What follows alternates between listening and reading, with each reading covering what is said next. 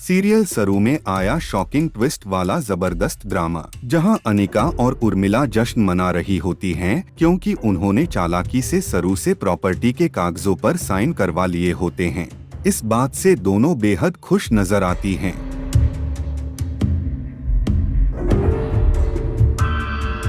वहीं यह सब दादू देख लेते हैं और किसी तरह जमीन पर रेंगते हुए अनिका और उर्मिला के पास पहुंचते हैं।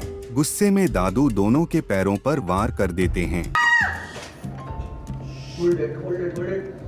जिससे अनिका के हाथ से कागज और ड्रिंक दोनों गिर जाते हैं और कागजों पर किए गए साइन मिट जाते हैं। यह देखकर अनिका पूरी तरह शॉक्ड रह जाती है।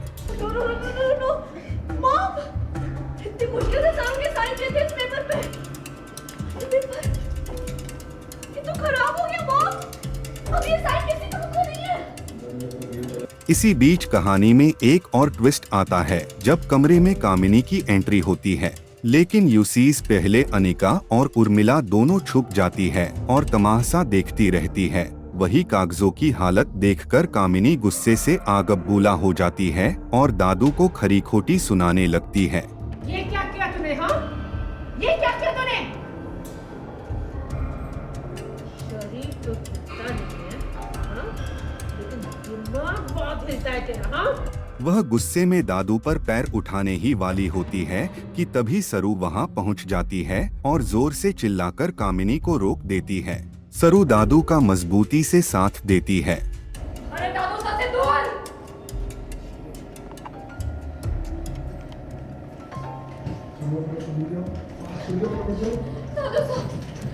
इसके बाद कामिनी और सरू के बीच तीखी बहस होती है, जहां सरू खुला चैलेंज देती है कि वह 24 घंटे के अंदर कामिनी और चंदा का सच सबके सामने लाकर रहेगी।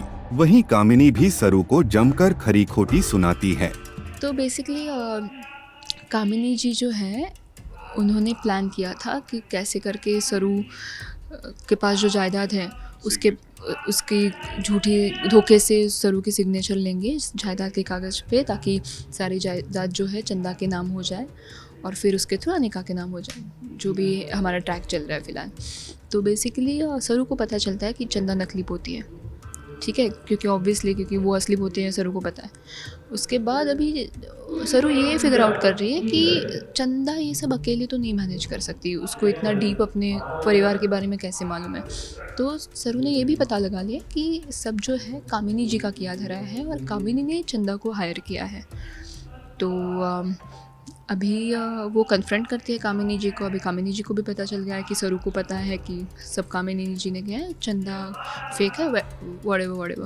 तो अभी जब वो जायदाद के कागज़ पर ऑलरेडी साइन हो जाती है तो दादोसा जो है किसी तरह, सरू को पता नहीं कैसे अभी तक, तो किसी तरह दादोसा ने वो पेपर जो है ख़राब कर दिया है।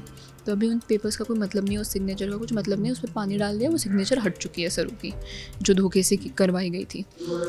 बेसिकली अभी सरू ने देख लिया है कि कामिनी जी जो है दादोसा को हर्ट करने की कोशिश कर रही है। दादोसा ज़मीन पे गिरे हुए हैं और वो उन्हें मारने जाती है, तब तक सरू के रोक देती है, चिल्ला देती है कि हाथ मत लगाना।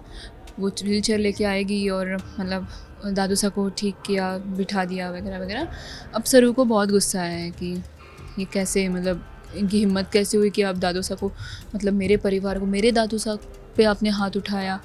तो वो बहुत सुनाती है कामिनी जी को और उनको चुनौती देती है कि कल सुबह 12 बजने से पहले मैं चंदा का भांडा फोड़ूंगी, आपको इस घर से हटाऊंगी। आप बहुत साल से अपनी बेटी के ससुराल में रह रही है, अभी आप अपने असली ससुराल में यानी कि जेल में जाएंगी। सरू ने भी चुनौती दी है। अब देखते हैं कि सुबह 12 बजे से पहले सरू जो है कामिनी जी की और चंदा की सच्चाई सबके सामने ला पाएगी कि नहीं। और फिर अगर सच्चाई सामने आ गई, सरू ने तो चुनौती दे दी है, तो सच्चाई सामने आ गई तो सब कुछ ठीक हो जाएगा। फिर मतलब सबको पता भी चल जाएगा कि सरू पोती है या फिर असली पोती, असली वारिस जो भी है, सब एकदम मतलब सॉर्ट हो जाएगा। अभी देखते हैं क्या होता है और आई होप जो भी है जल्द से जल्द सरू सच्चाई सबके सामने लेकर आए।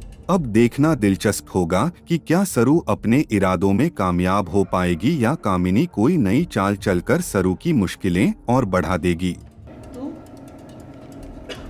और ये अधमरा बुढ़ा मेरा कुछ नहीं बिगाड़ सकती। देख, घड़ी में 12 बजे हैं।